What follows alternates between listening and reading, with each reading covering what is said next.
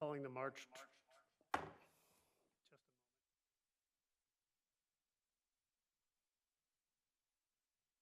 All right, testing. Calling the March 21st, 2024 Architectural Review Board to order. Calling the roll, Carl Carlin, Here. Matt Foreman here. First item, and I apologize for the mask, but I have the flu. It's not COVID. So I hope you can hear me. Approval of January 18th meeting minutes.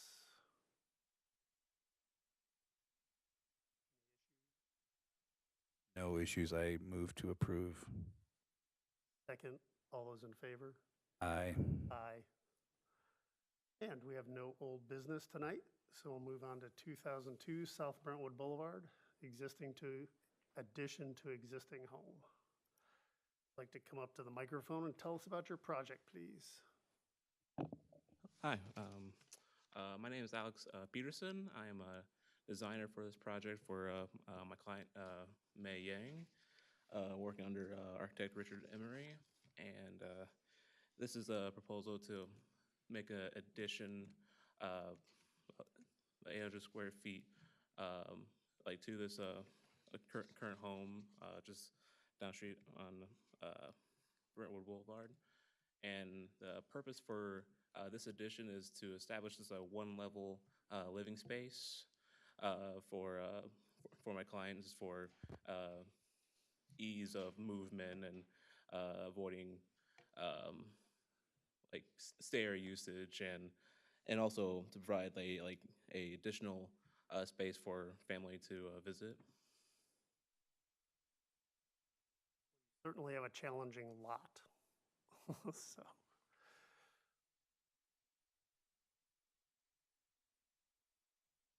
As I recall, this is her residence, correct? A residence, yes.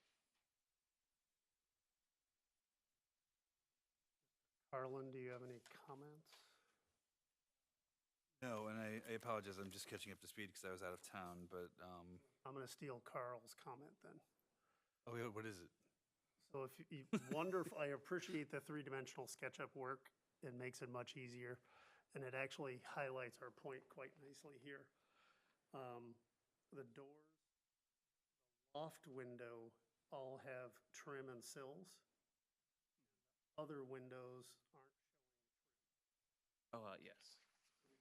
trim and the sills applied consistently to all the new windows. Okay. Yeah, I can certainly add those. I have a hunch it's a SketchUp modeling thing, but that's how it shows in the elevations as well.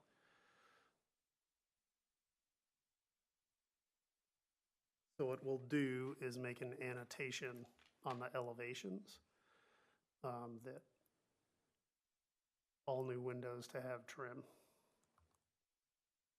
What are we usually calling out, 2 inches, 3 inches?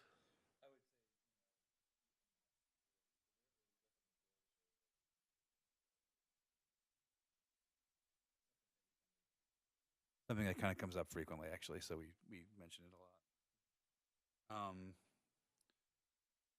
Before I say anything, you have anything else? No, go ahead. So, one of the things that we look at would be, how does it affect the context? Given that this is an addition on the back of the property, even it's a slightly different character than I would say the main house, which is masonry, right? Yeah, masonry brick. Yeah, so there's a different character to it, but I guess one of the questions would be, can it even be seen, from the front? And having driven by it many times and also looking at the photographs you supplied, given that the lot's kind of, pie shape inwards, I'm not even sure that anybody would ever see this thing in the back of the house. So the difference, between it and, the other houses is not so important. Also, there's a house that we approved just down the street, which is kind of a more modern design. You've probably seen it down there. So this, it feels a bit more like that than the house you're adding on to, but that's okay because you're in context, I would say. The way you've broken up the volumes, I think, is nice. It doesn't feel like a one giant massive shoebox you crammed on the back, right? It has a different set of volumes to it, so that seems nicely broken up. So I mean, from that point of view, and again, the materials are fine. There's plenty of siding and masonry that you're showing in both, so that's okay. Um, I don't know, it doesn't necessarily matter for us to approve it or not, I would guess, but there's a couple of moments, I don't know if they're going to show on the screen, but there's a couple of moments that I just wonder about, like where that eave is crashing into that eave. Not going to make me say yes or no, but I think it's probably not going to be as you're showing it. So something's going to have to happen there.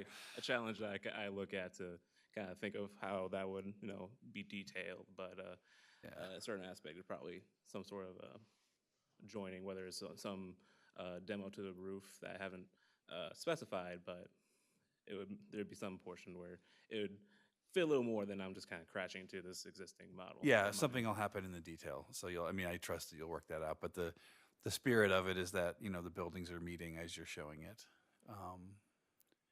I don't know, other than, I think it's It's a construction detail and needs to be resolved, Yeah. but it's not really, you can't build it that way.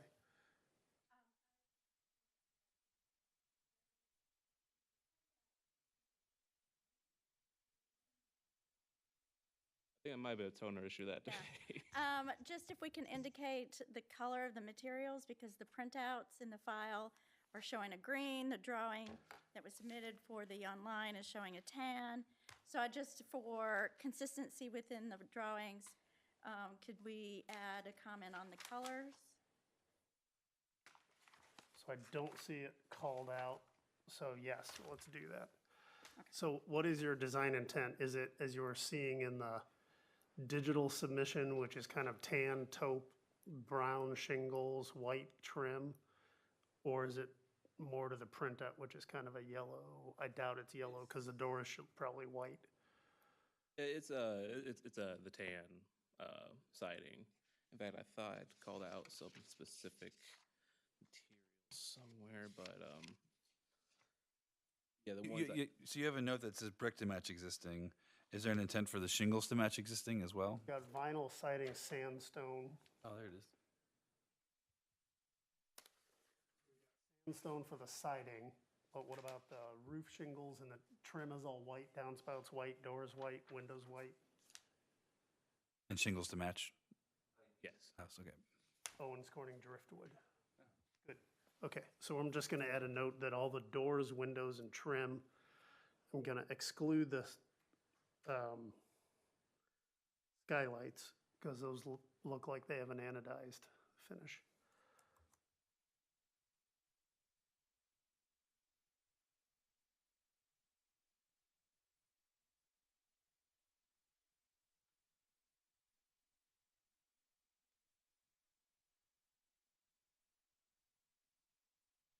We got shingles, we got siding color. I'm gonna add those.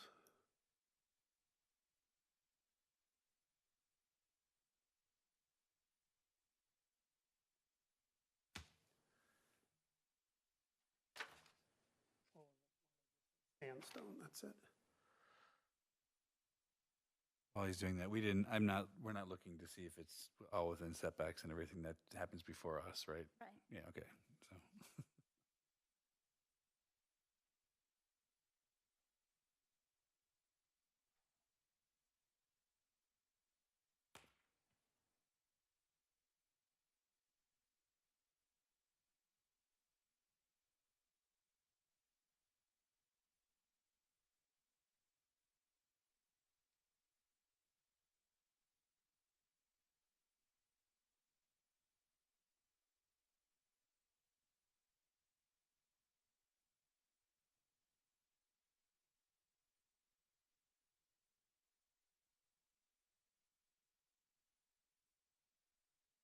For the skylights, are those a brown or a anodized or bronze or? That was a specified, but it'd probably be anodized.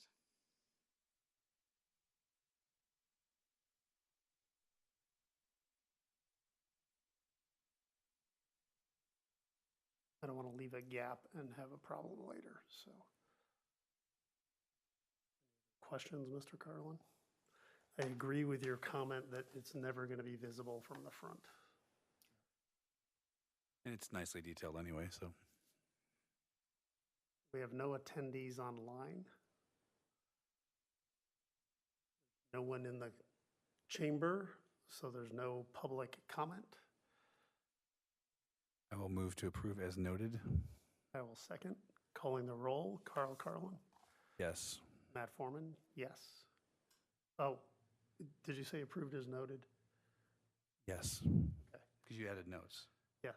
So I'm on cold medicine. I did say approved as noted. Yes.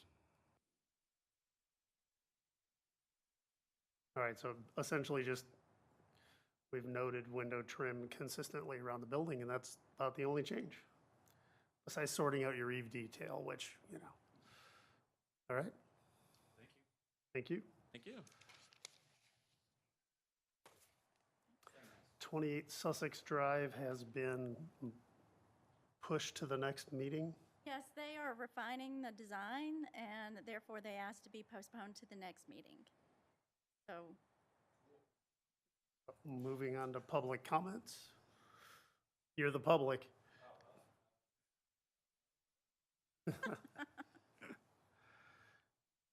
Update from building official.